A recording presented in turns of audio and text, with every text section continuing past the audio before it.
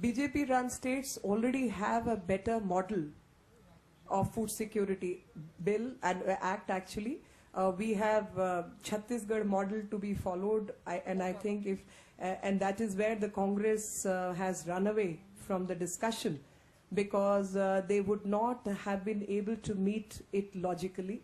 They would not have been able to meet either the expenses part, which we discussed, the economic condition of the country, and we go back to Bhavitam Bhiksham Dehi, and there is no money.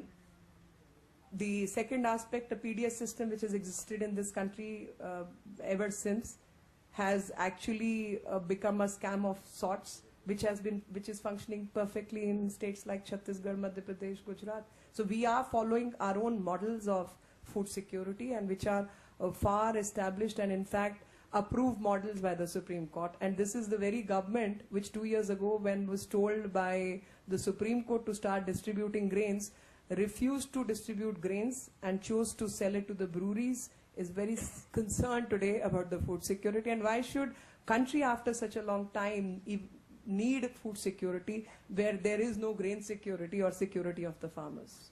And they are responsible for all these conditions that country is going through.